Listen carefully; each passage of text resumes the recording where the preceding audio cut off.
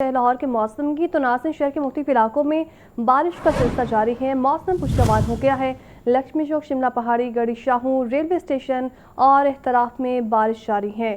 آپ کو بتا رہے ہیں کہ شہر لاہور میں مونسون کا یہ سپیل جاری ہے اور شہر کے مختلف علاقوں میں بارش، جبکہ موسم خوشگوار ہو گیا ہے۔ لکشمی چوک، شملہ پہاڑی، گڑھی شاہوں، ریلوے اسٹیشن اور اطراف میں بارش کا سلسلہ وقفے وقفے سے جاری ہے۔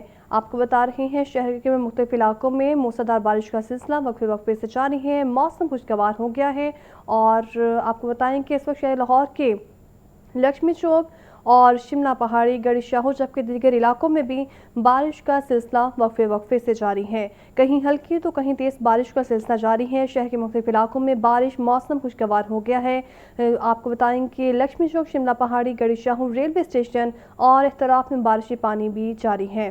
آپ کو بتا رہے ہیں کہ شہر کے مختلف علاقوں میں بارش، موسم خوشگوار ہو گیا ہے اور لکشمی چوک، شملہ پہاڑی، گڑھی شاہوں، ریلوے اسٹیشن اطراف میں بارش جاری ہے۔ آپ کو بتا رہے ہیں کہ محکمہ موسمیات کی جانب سے مونسون کے سپیل کی پیشگوئی کی گئی تھی اور آپ کو بتائیں کہ محکمہ موسمیات کی جانب سے 27 جولائی تک بارش کی پیشگوئی کی تھی، لیکن آپ کو بتائیں کہ آج بھی بارش کا سلسلہ وقفے وقفے سے جاری ہے اور شہر کے چند علاقوں میں اس وقت بارش کا سلسلہ جاری ہے، جن میں لکشمی چوک، گڑھی شاہوں اور دیگر علاقے بھی شامل ہیں۔ شہر کے مختلف علاقوں میں بارش کا سلسلہ وقفے وقفے سے جاری ہے۔ موسم خوشگوار ہو گیا ہے۔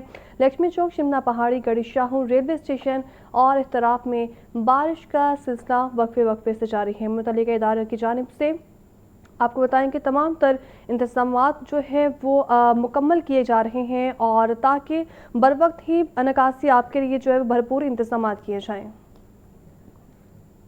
ناظرین، حکومت نے پیٹرولیم مصنوعات کی قیمتوں میں ایک مرتبہ پھر اضافہ کر دیا ہے۔ پیٹرول ₹1.63 فی لیٹر مہنگا اور پیٹرول کی قیمت ₹335.81 فی لیٹر مقرر۔ ڈیزل کی قیمت میں ₹1.55 فی لیٹر اضافہ ہوا ہے۔ ڈیزل کی نئی قیمت ₹388.38 فی لیٹر مقرر ہوئی ہے۔ اوکرا کی جانب سے نئی قیمتوں کا نوٹیفیکیشن جاری کر دیا گیا ہے اور نئی قیمتوں کا اطلاق 29 جولائی تک کے لیے کیا گیا ہے۔ پیٹرولیم مصنوعات کی قیمتوں میں اضافے کے اثرات بھی سامنے آنے لگے ہیں۔ ٹرانسپورٹ کرایوں میں نوروز کے دوران 15% اضافہ۔ ٹرانسپورٹرز نے کرائے مزید بڑھانے کی تیاری کر لی ہے۔ دوسری طرف محکمہ ٹرانسپورٹ نے کرایوں کی نئی پالیسی تیار کر لی ہے۔ ڈیزل ₹400 لیٹر سے مہنگا ہوا تو کرایوں میں مزید 5% اضافہ ہوگا، ایسا کہنا ہے ٹرانسپورٹرز کی جانب سے۔ ڈیزل کی قیمتوں کی مسلسل پرواز نے شہریوں کے سفری اخراجات میں بھی نمایاں اضافہ کر دیا۔ نوروز کے دوران ڈیزل کی قیمتوں میں مجموعی طور پر ₹65 فی لیٹر تک اضافہ ہو چکا۔ ٹرانسپورٹرز نے بھی مسافر اور مال بردار گاڑیوں کے کرائے 15% تک مزید بڑھا دیے۔ رائے کے مطابق محکمہ ٹرانسپورٹ نے کرایوں کے تعین کے لیے نئی پالیسی تیار کر لی۔ پالیسی کے تحت اگر ڈیزل کی قیمت ₹400 فی لیٹر کی سلیب سے نیچے رہی تو کرایوں میں اضافہ نہیں ہوگا۔ ڈیزل کے نرخ ₹400 فی لیٹر سے تجاوز کر گئے تو ٹرانسپورٹ کے کرایوں میں مزید 5% اضافہ ہو سکے گا۔ ٹرانسپورٹ کرایوں میں اضافے سے متعلق فیصلہ پیٹرولیم مصنوعات کی نئی قیمتوں کے تعین پر کیا جائے گا، جس کے بعد محکمہ ٹرانسپورٹ باقاعدہ نوٹیفیکیشن جاری کرے گا۔ کیمرہ ٹیم کے ہمراہ زین العابدین، لاہور نیوز۔ ڈی سی ریٹ لسٹ نظر انداز، روٹی کہیں ₹14 کی دستیاب نہیں۔ مختلف علاقوں میں نان بائیوں نے روٹی کی منمانی قیمت وصول کرنا شروع کر دی ہے اور روٹی ₹14 کے بجائے اب ₹20 تک بھی ملنے لگی ہے۔ شہریوں کے لیے سستی روٹی کا حصول بھی مشکل ہو گیا ہے۔ ₹14 کی یا ₹20 کی، عوام کے لیے روٹی بھی کسوٹی بن گئی۔ ڈی سی ریٹ لسٹ نظر انداز، ₹14 میں روٹی کہیں بھی دستیاب نہیں۔ شہر کے زیادہ تر علاقوں میں سادہ روٹی ₹20 سے ₹25 تک فروخت ہونے لگی۔ انارکلی میں روٹی ₹20 سے ₹25، گڑھی شاہوں میں ₹20 کی فروخت ہو رہی ہے۔ گارڈن ٹاؤن میں روٹی ₹17 سے ₹20 میں مل رہی ہے۔ تنور مالکان کا کہنا ہے ہمیں آٹا سستا نہیں مل رہا، روٹی کس طرح سستی دے سکتے ہیں۔ دکان کا کرایہ اور بجلی کا بل نکالنا مشکل ہو چکا ہے۔ شہریوں کا کہنا ہے کہیں بھی سرکاری ریٹ پر روٹی دستیاب نہیں۔ حکومت کے جاری کردہ نرخوں پر عمل درآمد کہیں بھی نظر نہیں آ رہا ہے۔ روٹی اب انہوں نے ₹20 کی کر دیا، جو نان تھا وہ ₹30 کا کر دیا ہے۔ گورنمنٹ کو چاہیے کہ یہ روٹی میں کم کریں۔ نان جو ہے وہ اپنا ₹25 کا ہونا چاہیے، روٹی ہے جو ₹14 کی ہونی چاہیے۔ پیچھے سے کوئی آٹا رعایت ہوگا تو کوئی چیز ملے گی۔ پہلے روٹی ₹15 کی لیتے تھے، اب ₹20 کی سادی روٹی ہے۔ غریب آدمی کہاں سے لے گا؟ کام ہے نہیں کہ بات ہے کہ پیچھے سے تھوڑی مہنگائی کم کریں، آٹا رعایت کریں، غریب آدمی ہم لوگ کھا سکیں۔ سر گورنمنٹ کو یہ چاہیے کہ آپ ہمیں سستا آٹا پرووائڈ کریں، ہم سستی روٹی دینے کے لیے تیار ہیں۔ آپ ہمیں سستی گیس دیں، ہم سستی روٹی بیچیں گے۔ آپ مجھے یہ بتائیں، مجھے چھوڑ دیں، یہ کدھر جائیں گے جو دیہڑی دار میرے کام کر رہے ہیں؟ میں ان کو کدھر لے کے جاؤں؟ میں اکیلا تو تھوڑا ہی ہوں، میرے ساتھ 50 گھر اور چل رہا ہے، میں ان کا کیا کروں بتائیں؟ عوام کو ہر طرف سے مہنگائی کے بوجھ تلے دبایا جا رہا ہے۔ انتظامیہ کو چاہیے کہ زائد قیمت وصول کرنے والوں کے خلاف ایکشن لے تاکہ کچھ تو ریلیف مل سکے۔ گندم اور آٹے کی دستیابی اور نرخوں کا معاملہ، بیکری مصنوعات کے دام بھی تیز ہو گئے ہیں۔ مختلف کمپنیز اور برانڈز کی بیکری مصنوعات کے دام کو تخریج سے باہر ہو چکے ہیں۔ شہریوں کے لیے ناشتے کی خریداری بھی مشکل ہو گئی ہے۔ اور آٹے کی دستیابی اور نرخوں کا معاملہ، بیکری مصنوعات کے دام بھی تیز، شہریوں کے لیے بچوں کو بریڈ آملیٹ یا ناشتہ فراہم کرنا مشکل ہو گیا۔ مختلف کمپنیوں اور برانڈز کی بیکری مصنوعات کے دام بھی مختلف ہیں۔ بڑی ڈبل روٹی 220 سے 240 روپے تک بک رہی ہے۔ میڈیم سائز بریڈ 160 سے 170 روپے تک، جبکہ اسمال سائز بریڈ 120 سے 140 روپے تک بیچی جا رہی ہے۔ فروٹ والا یا سادہ بن 50 سے 70 روپے تک، شیرمال 60 سے 80 روپے تک دستیاب ہے۔ برانڈڈ باقر خانی کی قیمت 100 سے 120 روپے تک وصول کی جا رہی ہے۔ فارمی انڈے سرکاری ریٹ لسٹ میں 266 روپے فی درجن مقرر۔ مارکیٹ میں آئے خریداروں کا کہنا ہے تنوروں پر سختی کی گئی ہے تو بریڈ وغیرہ بنانے والوں پر بھی سختی کی جائے۔ بچوں کی ناشتے کی یہی مصنوعات اور یہی قوت خرید سے باہر ہیں۔ عام آدمی بچوں کو نہ ڈبل روٹی لے کے دے سکتا ہے، نہ انڈا لے کے دے سکتا ہے، نہ کچھ چیز لے سکتا ہے۔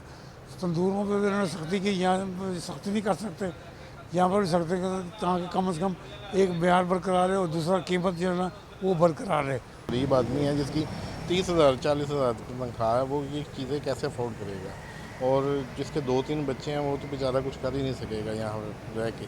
تو اس پہ بھی چیک اینڈ بیلنس ہونا چاہیے، جیسے انہوں نے تندوروں پہ رکھا ہوا چیک اینڈ بیلنس، اس پہ بھی چیک اینڈ بیلنس رکھنا چاہیے اور اس کی قیمتیں کم کرنی چاہیے، کیونکہ عام شہری کی پہنچ سے بہت باہر ہے، ہر چیز ہی باہر ہے۔ شہری بڑھتی مہنگائی خصوصاً برانڈڈ اشیاء پر چیک اینڈ بیلنس نہ ہونے سے پریشان ہو کر وفاقی حکومت نے قلت کے پیش نظر گندم کی امپورٹ کا فیصلہ کر لیا ہے۔ سرائے کے مطابق چاروں صوبوں کی درخواست پر گندم امپورٹ کرنے کا فیصلہ کیا گیا ہے۔ 10 لاکھ میٹرک ٹن گندم کی امپورٹ کی اصولی منظوری دی گئی ہے۔ پہلے مرحلے میں 5 لاکھ ٹن گندم کے لیے ECC اسمبلی کی منظوری بھی دے دی گئی ہے۔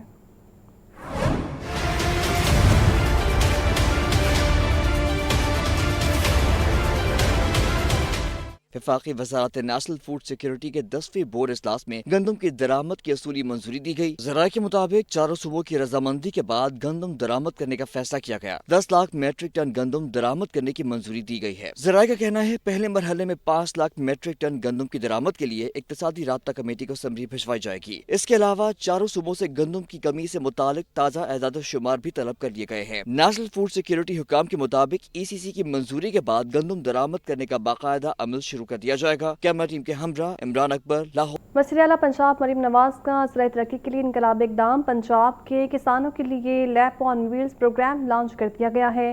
موبائل لیب ٹیم کھیت سے مٹی اور پانی کے نمونے لے کر فوری تجزیہ کرے گی۔ رپورٹ کریں گے حسن رضا۔